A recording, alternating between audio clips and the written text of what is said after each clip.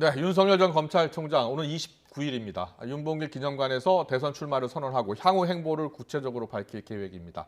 이른바 엑스파일 논란과 국민의힘 입당 여부 등에 대해서 구체적인 언급과 함께 어떤 이야기를 내놓을지 관심이 쏠리고 있습니다. 민주당은 내일 경선 일정을 확정한다는 방침이지만 경선 연기를 주장하는 의원들의 막판 압박도 거세지고 있습니다. 추은호 해설위원과 짚어보겠습니다. 어서 오세요. 네, 안녕하세요. 안녕하세요. 최근에 엑스파일 논란이 터져서 윤석열 전 검찰총장의 등판 시기가 늦어질 수도 있다라고 했는데 오늘 아침에 속보로 전해졌습니다. 다음 주 화요일입니다. 29일 오후 1시 윤봉길 기념관입니다. 시기와 장소의 선택에 대해서 어떻게 보셨어요? 일단 그동안 윤석열 전 총장이 언제 정치 참여 선언을 하느냐 이것은 전원으로만 지금 전해졌습니다. 예. 그동안 그랬죠. 예. 이동훈 이제 사퇴한 이동훈 전 대변인이 27일을 언급한 적이 있었고요. 그런데 오늘 이 언급은 윤석열 전 총장이 직접 말한 메시지이기 때문에 예. 본인이 자기 입으로 정치 일정에 관해서 이야기한 최초의 케이스일 겁니다. 예. 그렇군요. 예. 29일 뭐 6월을 옮기지 않겠다 그런 의지가 상당히 있는 것 같고요. 예. 그리고 장소를 윤봉길 기념관 그렇습니다. 나름대로 예. 상당히 고심을 많이 한 것 같습니다. 예. 왜냐면 무슨 의미냐면은 윤봉길 의사 하면은 우리가 그 헌신 그리고 애국 어떻게 보면 그 상징 아닙니까? 그렇습니다. 예. 윤석열 전 총장은 자기가 정의와 공정의 의 대변인처럼 이렇게 지금 예. 비춰지고 있는데 윤봉길 의사의 그런 헌신, 애국심 이런 것들을 자기가 이어받겠다, 자기가 본받겠다 그런 의지를 담은 측면이 하나 예. 있을 거고요. 또 하나는 두 분이 다 파평윤 씨입니다. 예. 파평윤 씨고 예. 그리고 왜 파평윤 씨를 언급하냐면은 예, 예. 과거 정치인들이 자기 이제 같은 성씨나 조상들을 언급을 많이 합니다. 대표적인 케이스가 안철수 예. 대표가 안중근 의사 그렇습니까? 의사 언급을 많이 했었죠. 예, 예. 정치 재개 선언할 때도 아. 뭐 두만강을 건너는 안중근 의사의 심정으로 같은 순응한 씨입니다. 예. 그렇기 때문에 그런 점도 일정 부분 작용을 하지 않았을까. 예. 또 하나는 다 아시다시피 윤석열 전 총장의 부친의 예. 고향이 공주 아닙니까? 예. 그렇죠. 윤봉길 의사의 고향이 충남 예산입니다. 예산에 가도 그 윤봉길 의사 기념관이 있는데 그런 여러 가지 이 측면들이 고려한 예. 것이다. 그리고 제가 보기에는 윤석열 전 총장이 윤봉길 의사가 집을 떠나면서 던졌다고 하는 말, 장부 출가생 불안. 네. 사나이가 집을 나설 때는 예. 다시는 돌아오지 않는다. 이런 이제 독립운동을 하면서 나가면서 하는 말을 그런 마음을 좀 담아서 메시지를 작성하고 있지 않을까 예. 그런 생각이 듭니다. 예. 그런 해석도 가능하군요. 알겠습니다. 예, 29일에 모든 그 시선이 집중이 될 것 같은데 사실 뭐 엑스파일뿐만이 아니라 좀 그 등판 시기를 미룰 거다라고 생각한 이유 중에 하나가 장모에 대한 1심 선고가 7월 2일에 예정이 돼 있거든요. 그래서 출마를 선언을 미루지 않을까 하는 예측도 있었는데 그 전으로 잡았어요. 어떤 의미로 좀 볼 수가 있을까요? 일단 7월 2일이 그 장모의 요양급여 부정 수급 사건에 대한 1심 선고가 있기 때문에 예. 혹시 미리 출마 선언을 하고 나서 1심에서 유죄라도 이렇게 나오면은 퇴색이 되니까 예, 예. 아예 그걸 보고 수위를 조정하지 않을까라고 했는데 일단 윤석열 총장은 당초 알려진 대로 6월 내 하겠다라고 하는 것은 자신의 길을 자기 스케줄대로 가겠다 예. 그런 생각들을 갖고 있는 것 같습니다. 예. 그래서 일단 출마를 이제 본인의 입으로 이제 직접 6월 29일에 말을 하게 될 테니까 참 묻고 싶은 게 많을 겁니다. 그렇죠. 저는 만약에 물어본다면 뭐 엑스파일도 물어보고 국민의힘 입당도 물어보고 예. 싶고 많은 것을 물어보겠지만 그래도 제일 1순위는 검찰총장이 퇴임하고 곧바로 현실 정치에 뛰어드는 것이 바람직하느냐. 이 문제는 피해갈 수 없을 겁니다. 이 예. 문제에 대해서 네. 합리적이고 납득할 만한 설명을 해야지 정치를 하게 되는 또 대권 도전하게 되는 그런 정당성을 획득할 수가 있다. 그렇죠. 그래서 아마 기자들이 이런 문제를 많이 물어볼 거고 준비를 아마 단단히 하고 있을 겁니다. 예. 네. 그리고 또 엑스파일 논란도 기자들이 많이 물어볼 것 같은데요. 엑스파일 논란에 대해서는 어떤 답을 내놓을까요? 일단 엑스파일에 대해서는 뭐 지금 입장하고 비슷할 겁니다. 예, 예. 전혀 상관이 없는 문제다. 예. 없는 문제다. 그리고 이것은 만약에 본인 입장은 여권에서 작성했다라면 그거 불법 사찰 아니냐. 예. 이런 식의 큰 줄기를 잡았기 때문에 그 비슷한 틀 안에서 답변이 예. 진행될 것으로 생각을 합니다. 예, 알겠습니다.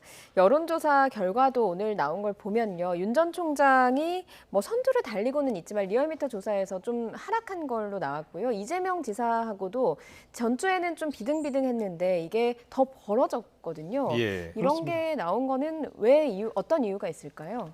일단 오늘 나온 여론조사가 이제 두 가지를 눈여겨볼 예, 하나하나 게 있는데, 설명해 주시죠. 일단 이것은 리얼미터에서 한 조사입니다. 네. 리얼미터는 ARS 조사는 앞서 항상 말씀드리지만은 윤석열 전 총장이 좀 높게 나오는 경향이 있습니다. 예. 네. 32.3%인데 지난 두 주 전 조사보다 2.8%포인트 하락했습니다. 아, 이제 예. 하락한 거군요. 그렇습니다. 예. 그러면 이재명 지사가 올랐느냐? 이재명 지사도 0.3%포인트 하락했습니다. 그렇습니까? 그러니까 예. 이재명 지사는 역시 박스권에 머물러 있고 22.8% 나왔고요. 그렇습니다. 윤석열 전 총장은 한 3%포인트가량 내려가는 그런 예. 그 결과가 나왔는데 빠진 층을 보니까 대구 경북에서 많이 빠졌습니다. 예. 그리고 그렇습니까? 예. 국민의힘 지지층에서 보수층에서 조금씩 이렇게 빠지는 조사 결과가 나타났고요.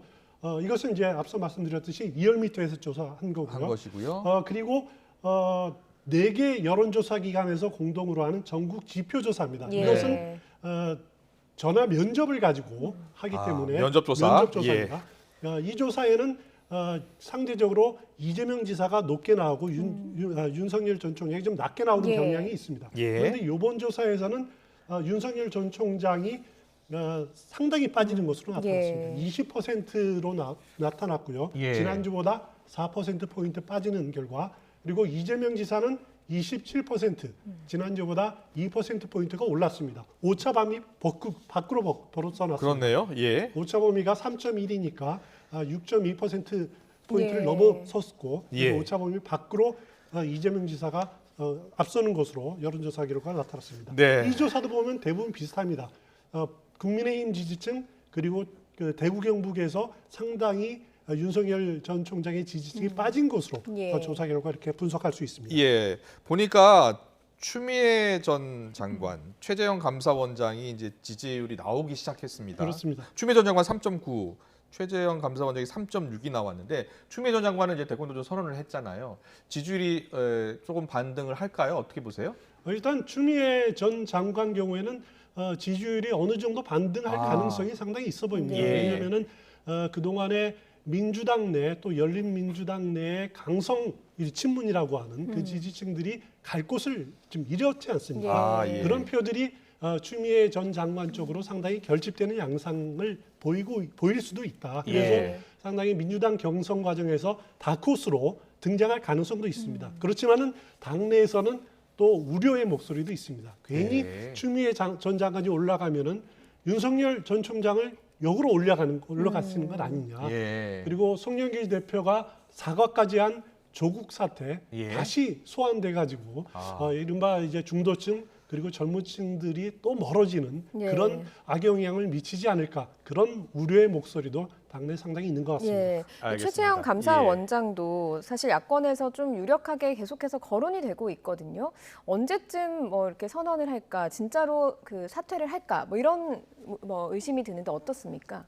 일단 본인의 입으로서는 조만간 정리해서 말하겠다라고 했지 뭐 사퇴한다 안 한다 이렇게 분명히 말한 적은 없습니다. 그렇습니다. 그래도 주변의 이야기를 들어보면 그 정도 말을 한 걸 보면은 상당히 마음을 굳힌 것 아니냐 이렇게 분석을 하는 분들이 상당히 많은데, 만약에 사퇴를 한다라면은 너무 오래 끌 수는 없을 겁니다. 왜냐하면은 감사원장으로서 감사원 조직의 안정성 이런 부분들도 염두에 둘 수밖에 없을 거거든요. 예. 오랫동안 끌 수 없고, 아마 윤석열 전 총장이 출마 선언을 6월 29일에 하게 되면은 그 이후에 적당한 때를 봐서 7월 초쯤으로 저는 예상을 할 수 7월 초쯤으로 7월 초, 예상하시는군요. 예.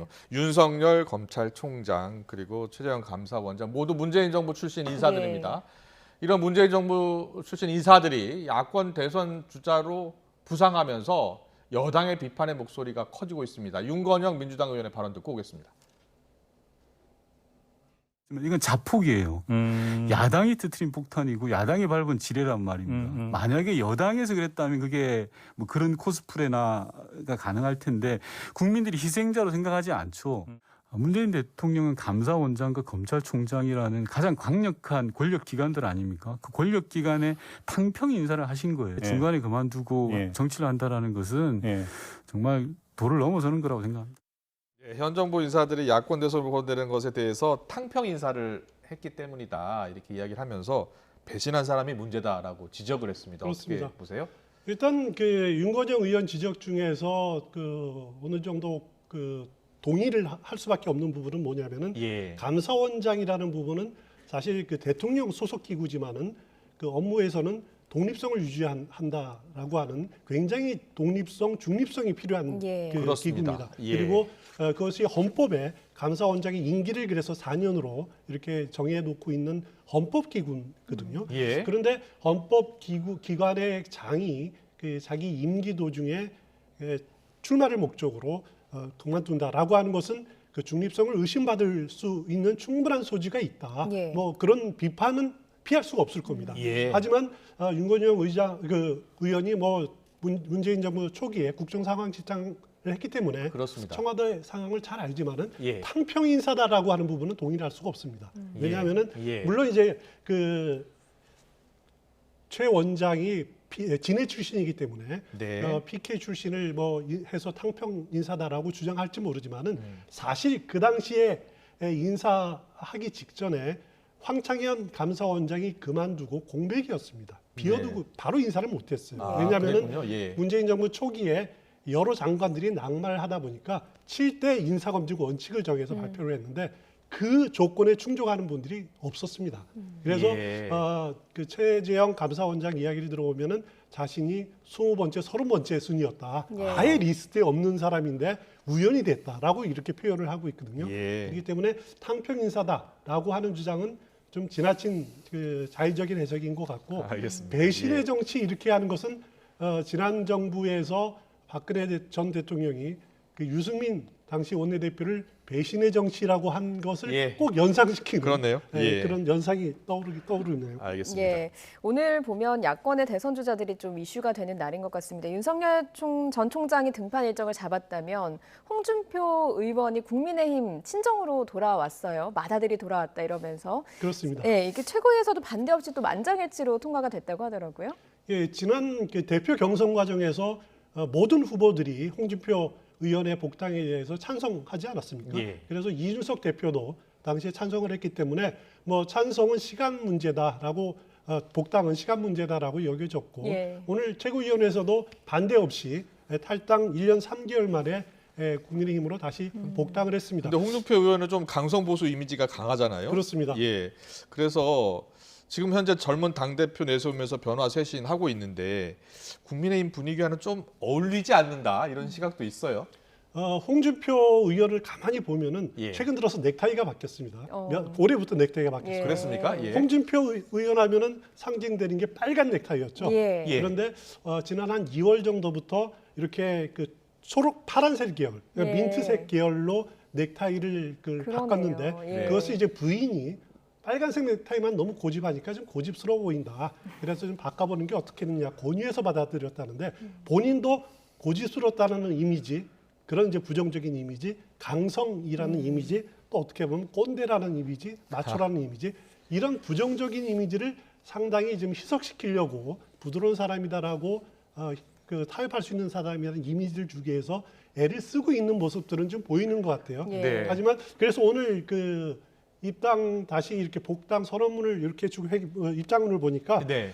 헌정사 또 정당사 초유의 젊은 리더십 이런 표현으로 이준석 대표를 또 이렇게 치켜 세우고 예. 같이 가겠다라는 의지를 표현을 했던데 첫날만 그런 것이 아니라 좀 변화된 당의 모습에 맞게 본인도 넥타이만뿐만 아니라 변화된 모습을 모든 보여줬으면 사안에 대해서 좋겠습니다. 이제 어떻게 이야기하는지 예. 직접 들어보면 알 겁니다. 예, 알겠습니다. 예. 그래서 뭐 홍준표 의원의 복당, 야권 대권과도 영향을 미칠 수밖에 없는 상황입니다. 특히 뭐 유력 야권의 유력 대선 주자인 윤 전 총장과 어떤 경쟁을 펼칠지 그 구도에 관심이 쏠리고 있는데요. 뭐라고 했는지 홍준표 국민의힘 의원의 이야기 들어보고 오겠습니다. 야당 후보가 되고자 하는 사람들은 모두 국민의힘으로 들어와서 국민의힘이 정한 당원 당규가 정한 룰대로 경선을 하는 게 그게 맞는 거죠. 내가 하나 예만 들어볼게. 2년 전에 압도적 1위는 황교안이었습니다. 작년에 압도적 1위는 이낙연이었어요. 금년 1월에 이재명 지사가 치고 올라왔어요. 3월에 윤석열 전 검찰총장이 치고 올라왔어요. 그것이 내년 3월까지 간다고 봅니까? 그런 경향이? 경선을 해보면 알 거 아니에요. 정치판이라는 것은 없는 것도 만들어내서 덮어 씌우는 판입니다. 특히 대선은 더해요. 그런데 있는 사실을 감출 수 있겠습니까? 그럼 본인이 직접 해명을 하고 돌파를 해야죠. 네, 홍준표 의원이 이제 윤석열 전 총장에 대해서 굉장히 비판적이고요. 그렇습니다. 예. 이제 국민의힘에 들어왔기 때문에 본격적으로 이제 행보를 할 텐데 윤 전 총장하고 각을 계속 세울 것 같죠? 오늘 봐도 예. 상당히 벌써부터 각을 세우는 예. 느낌이 확 받았습니다. 오늘 그 입장문을 보면은 수신제가의 도덕성 예. 그리고 준비된 경륜을 가진 대선 후보 선출로 정권 교체를 반드시 이루어야 됩니다라고 이렇게 말한 분이 있는데 예. 수신제가의 도덕성 이건 분명히 윤석열 전 총장을 겨냥한 거고요. 예. 그리고 준비된 경륜이라는 것은 자신을 이렇게 스스로 치켜 세우는 그런 측면들이 있는 것 같은데 앞으로 홍준표 의원 경우에는 야권의 지지율 후보 1위인 윤석열 전 총장을 깎아 먹어야지 예. 본인이 올라간다라고 하는 그런 그 생각을 갖고 있을 그렇겠죠? 겁니다. 예. 거기다가 그 검사 출신, 그것도 특수부 출신이라는 또 비슷한 점들 예. 그런 점들이 있기 때문에 또 그 홍준표 의원 하면은 저격수 아닙니까? 예. 우리나라 대표적인 저격수 정치인이기 때문에 아주 집요하게 공격을 할 가능성도 있습니다. 이것이 야권 발전에 긍정적인 요소로 작용하게 될지 아니면 진흙탕 싸움으로 바뀌게 될지 그런 좀 두고 봐야 될 대목이 아닌가 싶습니다. 알겠습니다. 윤석열 전 총장의 반사체가 되겠다는 뜻인 것 같네요. 예. 일단 민주당도 내일은 경선 일정을 확정할 방침입니다만 지금 송영길 대표는 원칙을 좀 고수하겠다라는 입장인 것 같아요. 내일 되면 결정이 되겠죠? 일단 내일 최고위원회 열어서 그 민주당 경선을 뭐 예정대로 할지 이제 결정한다는 건데 송영길 대표 입장은 좀 원칙대로 가자, 예. 예정대로 가자라고 하는 그런 입장이 강한 것 같습니다. 그런데 문제는 뭐냐면은 그 민주당의 특별 당규가 있습니다. 그 21조에 보면은 20대 대통령 선거 후보자 선출 규정 특별 규정인데요. 뭐라고 적혀 있습니까? 이건 다른 당규보다 우선한다라고 또 돼 있고 예. 여기에 보면은 선거일은 선관위의 심의를 거쳐서 당무위의 의결로 정한다라고 정해져 있습니다. 그런데 이제 지금까지는 보통 최고위원회에 위임을 해서 최고위원회에서 하는 것이 관례다라고 주장을 하는데 그래도 명백한 것은 당무위원회 의결로 한다라는 조항이 분명히 있거든요. 그렇군요. 그렇기 예. 때문에 만약에 최고위원회에서 일부 의원들이 당무위로 하자 그리고 아니면 다른 당무위원들이 당무위를 소집해달라 그 3분의 2 이상이 요구하면 소집을 예. 해야 됩니다. 그렇게 할 경우에 결국 당무위원회로 갈 수밖에 없는 그 당무위로 간다는 것은 표대결을 해야 된다는 거거든요. 예. 또 그 과정이 또 늦춰지다 보면은 자칫 9월 10일이라는 기간을 못 맞출 수도 있습니다. 예. 네. 그러니까 연기가 기정사실화될 가능성도 있거든요. 예. 그런 여러 가지 요인이 있기 때문에 송영길 대표가 내일 최고위원회에서 밀어붙일 수 있을지 그거는 지켜봐야 될 것 같습니다. 알겠습니다. 그리고 25살의 대학생 박성민 청와대 청년비서관 이야기 좀 해보겠습니다. 불공정 논란이 제기가 되고 있어요. 여기에 대해서 이철희 수석이 충분히 자격이 있다라고서 해명하고 나섰는데요. 이 논란에 대해서는 어떻게 보세요? 일단 그 자격 논란을 붙는 것은 이제 특히 공무원 시험을 준비하는 젊은이라든가 이런 층들이 과연 대학생 25살 대학생들이 나름대로 이런 시험도 안 거치고 1급 비서관으로 가는 것이 이게 말이 되느냐. 예. 거기까지 가기 위해서 보통 공무원은 25년, 30년 이래서 갈까 말까 대부분 못 가는데 예. 그것이 말이 되느냐, 뭘 보여줬느냐, 이것이 공정에 어긋난 것 아니냐라고 예. 하는 주장들입니다. 하지만은 여기서 이제 하면 안 되는 것이 예. 그 1급 비서관이긴 하지만은 이것은 그 일반 공무원하고 또 다른 거죠. 예. 어차피 임기가 문재인 대통령 임기까지 갖지 않은 청년 비서관이라는 그런 이제 별정직으로 잠깐 있는 그런 네. 고위공무원단이지만 이라는 점, 그리고 또 이제 그 박성민 그 비서관이 어떻게 보면은 이제 학벌이든 정치 예. 참여 과정이 아니면 또 누구 도움 받지 않고 스스로 일어선 과정들이 좀 있었습니다. 아. 그런 부분들은 또 평가를 받아야 되지 않느냐라는 생각이 듭니다. 예. 그래서 제일 중요한 거는 네. 이제 1년 정도 되는 이 기간 동안에 어차피 보면은 이게 민주당 대선을 위해서 쓰여지는 게 아니거든요. 그렇죠. 국가의 청년 정책을 만드는 겁니다. 예. 이 실력으로 본인의 실력으로 그 이런 비난, 이런 비판에 대해서 대답을 해야겠죠. 네, 네. 실력으로 보여줘야 된다라는 말씀해 주셨습니다. 오늘 정치권 이슈는 여기까지 듣겠습니다. 추은 해설위원과 함께했습니다. 잘 들었습니다. 고맙습니다.